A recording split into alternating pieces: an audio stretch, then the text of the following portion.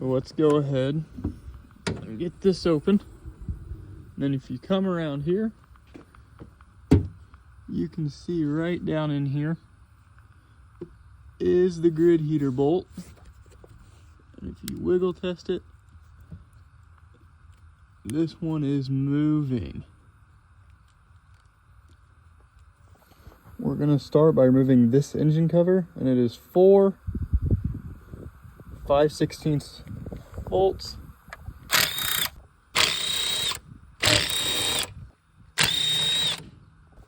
And then go ahead and pull your dipstick out. And now with that dipstick off, this will just go right over to the side. And then coming over here, we're going to take that off with an 11 mil.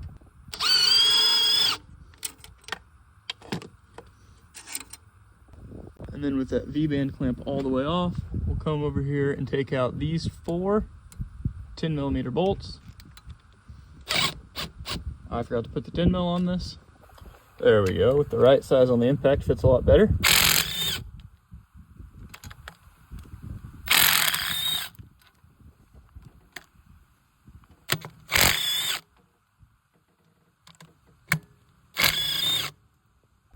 Unplug any wiring, and then this is going to roll back out of the way, and that's going to keep this out of the way, and we're not going to have to fight this bolt. So you need to watch out because there is a gasket in here. That should be it. So we're just going to roll this back, set it there out of the way, and then this is that gasket. If you don't have that, you're going to have a massive exhaust leak. And now we're starting to see what we're really working with here. Now I'm gonna pop this harness free, pull it to the side. Don't forget about that later. It's gonna have a fun time in the fan. Then coming down in here with an 11 millimeter, we're gonna pop this loose. That doesn't have to come all the way off, just loose. Now we have 2 electrical connections, one here and one down on the bottom. If you can see it, get those off. Now back to our 10 mil, we're going to take out this one, and this one. Okay, I also removed the grid heater bolt, unclipped this factory zip tie, and cut this one. Now this will work its way out of the way, just slowly. You want to watch, make sure you're not going to kink it or anything dumb. And then this wiring harness, lift out of the way, just tuck it up over there. Okay, there is a second dipstick bracket right here. Stay with me now. So I'm going to pop this wiring harness off here, pop this clip up, and then I should be able to get a socket right on that. Okay, was able to get in on it with my ratchet, and it actually came out as the whole stud and not just the nut. But we'll put this over here, and then this dipstick tube will come right out of the way, no fuss. Okay, now sticking with our 10 mil, we should be ready to pull the 4 bolts holding the intake horn on.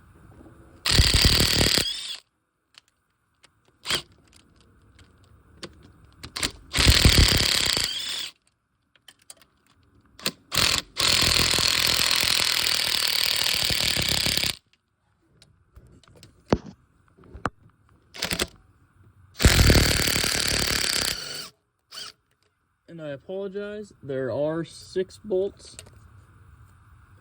I'm gonna go ahead and grab that one. There are 6 bolts,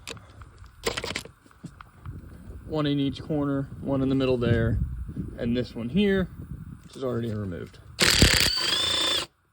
Okay, now this is for recreation purposes only because it did take me 2 hands. But I was able to get this slid back and then work it off the boot. And there it is.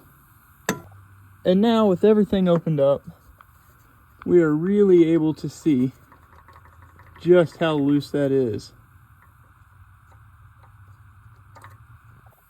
Okay, it was off camera, but all I just did was removed this piece of foam, came out the front, and then this harness that lays across here and goes to some of this CGR stuff, it went ahead and got unplugged, and now I can get to a lot more what I'm working on. So I haven't really been able to film this part, but the fuel rail lines are coming off pretty easy with a 19mm box end wrench. Cylinder 1's sitting over there because it will get replaced. Then I'm just going to lay out 2, 3, 4, 5, 6. And I'm just going to keep going away at this. Okay, so all of the lines from the rail to the head are off except for number 6. But I think I'm going to be able to work around that. The feed and return to the rail are off. This banjo bolt, just remember, there is a second washer that sits in this seam. So just don't let that drop. And yeah, the next step is going to be back at the 10 mil and getting the rail unbolted. And then my thinking is I should be able to just rotate that back and slide the rail out from underneath of it.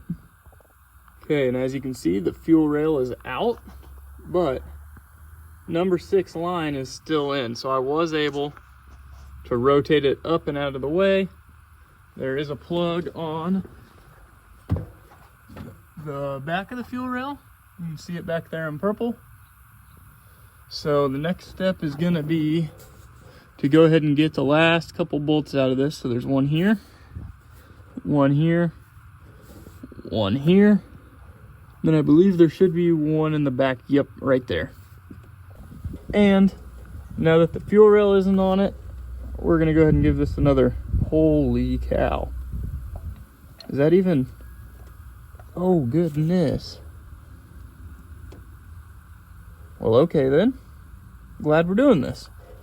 That's broke clean off already. That already melted. So, we'll have to see what the bottom side of the plate looks like, but that's bad. I haven't seen one that bad. I haven't heard of one that bad. Okay, so we already know that's cooked, so we'll set it off to the side. And then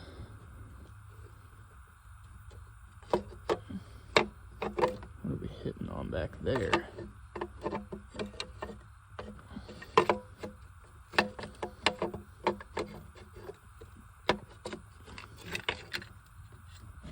There it is. Let's see how bad the carnage is on this, and it's gone. Oh shoot, here it is.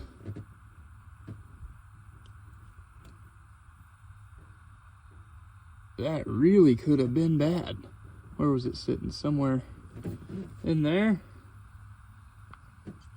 Yep, that's where you like to see it. So, this is exactly why you need to take care of this sooner rather than later. Don't wait until you feel it wiggling. Go ahead and just do it. Because this, I can tell what's left of it, will melt off and it will fall down in your engine. There it is. Well, okay, it's out. I'm probably going to wash up and then we'll film the unboxing, which will probably get put at the start of the video, but then wash up, unbox, and then we'll go ahead and keep going with the install. Don't want that on our pretty new powder coat. Okay, now we're going to do our unboxing of this stuff. This is being filmed after the old stuff's off. I don't know where I'm going to edit it in the video, but first thing I should say is this was all packaged really nice, but then I've already opened it and made sure that, well, really I just wanted to look at the shiny new parts.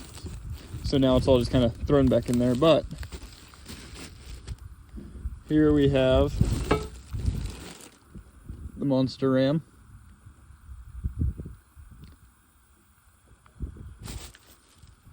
We have a license plate cover. This looks like the new number 1 fuel line, the heater coil, and the plugs. The new intake plate, which it also says Banks on it.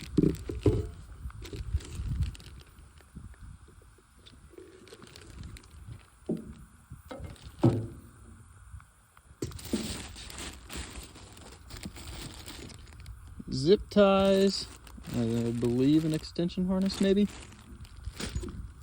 Or here's the extension harness.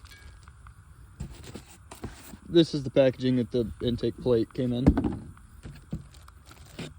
Our gaskets. And I believe that is all. So here we have our Banks parts next to the stock parts that we removed. Banks, stock, Banks, stock.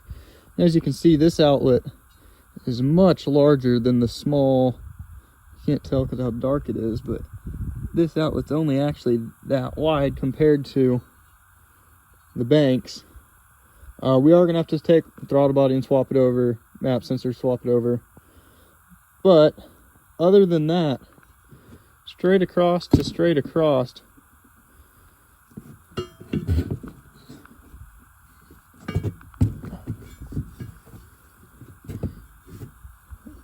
you can just see how much more thought went into the Banks unit than the stock.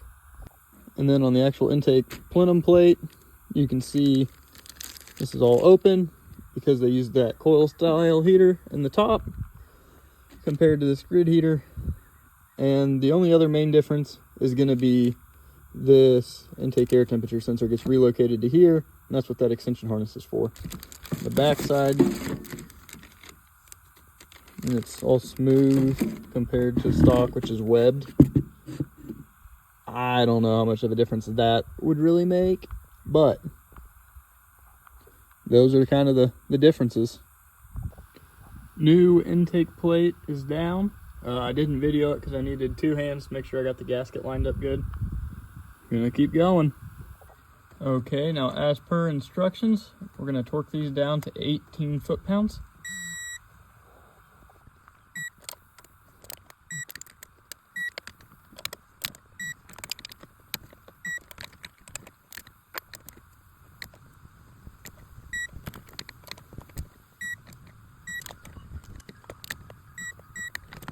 Now starting with number 6 and working our way forward, we're gonna put the fuel rail lines back on. Minus number 1, I'm gonna go ahead and leave it off for a minute.